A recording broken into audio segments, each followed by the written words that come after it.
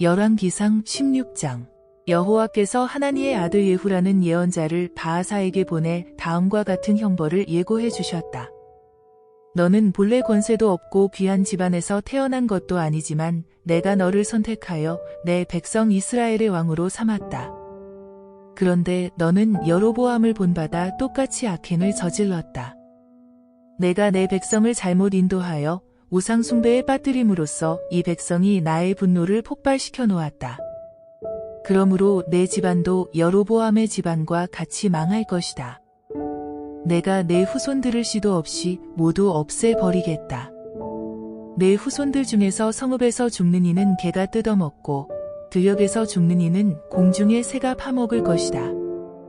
내 집안에서 단 한 사람도 살아남지 못하며 죽어서도 무덤에 묻히지 못할 것이다.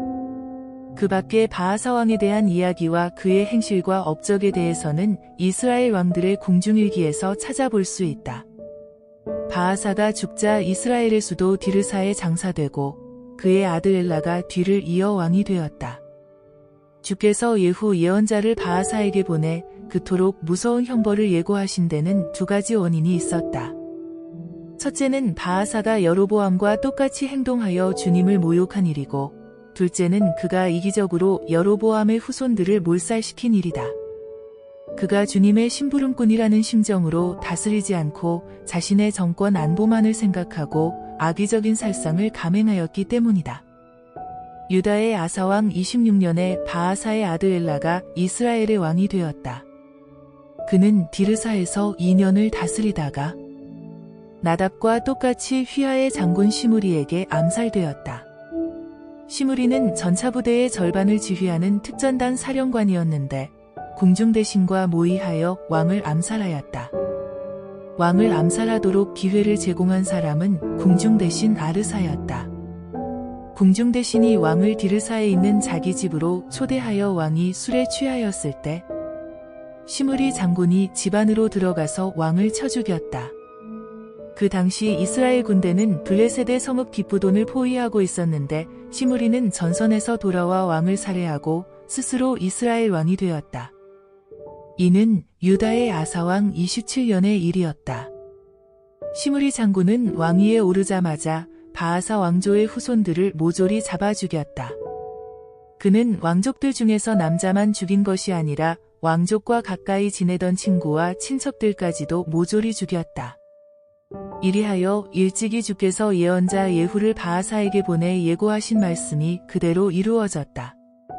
바아사와 그의 아들 엘라가 이스라엘 백성을 잘못 인도하여 우상 숭배에 빠뜨리고 이로써 이스라엘의 하나님 여호와를 모욕하였기 때문에 무서운 형벌을 받게 되었다. 겨우 12개월 남짓하게 왕위에 앉았던 엘라와 그의 행실에 대해서는 이스라엘 왕들의 궁중일기에서 더 찾아볼 수 있다. 유다의 아사왕 27년에 시므리가 이스라엘의 수도 디르사에서 7일 동안 왕위에 있다가 자결하였다. 그 당시 이스라엘 군대는 블레셋 족속의 요새 성읍 기브돈을 포위하고 있었는데 시므리가 엘라 왕을 죽이고 스스로 왕위에 앉았다는 소문이 전해지자 온 이스라엘 군대가 그들의 총사령관 오므리를 왕으로 추대하였다. 그러자 오므리가 온 군대를 거느리고 기브돈에서 수도 디르사로 돌아와 도성을 포위하였다. 저항할 겨를도 없이 도성이 함락되자 시므리는 궁중의 가장 깊은 탑으로 피신하였다가 궁궐에 불을 지르고 스스로 타 죽었다. 시므리도 여호와의 마음에 들지 않는 악행을 저질렀기 때문에 그토록 무서운 형벌을 당한 것이다. 그가 이스라엘 백성을 잘못 인도하여 우상 숭배에 빠뜨린 여로보암을 본받아 악행을 저질렀기 때문이다. 그 밖에 시므리가 반역을 꾀한 일과 그의 행적에 대해서는 이스라엘 왕들의 궁중일기에서 찾아볼 수 있다. 그러나 실제 오므리 장군을 왕으로 추대하는 이들은 백성의 절반밖에 되지 않았다. 나머지 절반은 기낫의 아들 디브니를 왕으로 내세웠다. 그래서 이 두 장군 사이에 4년 동안의 긴 내란이 계속되었다. 그러나 결국 오므리의 군대가 디브니의 군대를 굴복시켰다. 디브니가 죽자 오므리가 비로소 온 이스라엘 백성의 왕이 되었다.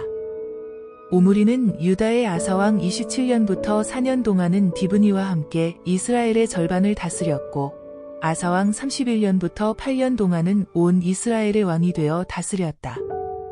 이로써 그는 12년 동안 왕위에 있었는데 처음 6년은 디르사에서 다스렸다. 그는 여기서 마지막 2년을 단독으로 다스리면서 왕권을 확고히 하고 국제적인 무역로와 군사 도로의 요충지인 사마리아로 수도를 옮겼다. 그는 세멜에게서 은 2달란트를 주고 사마리아의 산을 사서 자기의 사유 도성을 만들었다. 그는 이 산의 주인이었던 세멜의 이름을 쫓아 자기의 새 수도를 사마리아라고 불렀다.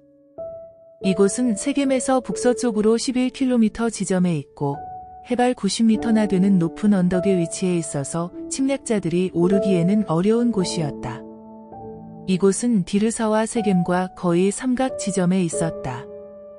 오므리도 여호와의 마음에 들지 않는 행동을 하면서 온갖 우상을 섬겼다. 그는 자기의 선왕들보다도 더욱 악행을 하였다. 일찍이 여로보암이 이스라엘 백성을 잘못 인도하여 우상 숭배에 빠뜨림으로써 그들의 하나님 여호와를 모욕하였는데 오므리가 바로 그 못된 행실을 본받아 우상 숭배를 온 나라에 만연시켰다. 그 밖에 오므리의 행실과 업적에 대해서는 이스라엘 왕들의 공중일기에서 찾아볼 수 있다. 그가 죽자 사마리아에 장사되고 그의 아들 아합이 뒤를 이어 왕이 되었다. 유다의 아사왕 38년에 오므리의 아들 아합이 이스라엘 왕이 되었다. 그는 사마리아에서 22년 동안 다스렸다. 그는 자기의 선왕들보다도 훨씬 더 여호와의 마음에 들지 않는 죄악을 저질렀다. 그가 여로보암의 악행을 본받아 우상 숭배에 빠진 것은 가장 적은 죄에 속하였다. 그보다 훨씬 더 악한 일은 그가 바알신을 섬기는 이방 여자와 결혼한 것이다. 그의 아내 이세벨은 베니게의 왕이자 바알신의 제사장인 엣바알의 딸이었다. 아합은 아내를 위하여 수도 사마리아에 바알 신전을 짓고 제단을 만든 후 자기도 직접 그 신전으로 들어가서 바알신에게 제사를 드렸다. 더욱이 그는 아세라 여신상까지 만들어 세웠다. 그는 이렇게 온갖 더러운 일을 행함으로써 그보다 먼저 이스라엘을 다스린 왕들보다 더 이스라엘의 하나님 여호와를 모욕하였다. 아합은 베델 사람 히엘을 시켜 베델 근방의 여리고를 재건하게 하였다. 그러나 히엘은 여리고 성벽의 기초를 놓을 때 맏아들 아비람을 잃고 성문을 다룰 때에 막내 아들 스굽을 잃었다. 이로써 370여 전에 여호수아가 여리고성을 완전히 멸망시키고 여호와의 감동을 받아 이 성을 재건하는 자는 맏아들과 막내 아들을 잃을 것이라고 저주한 말씀이 그대로 이루어졌다.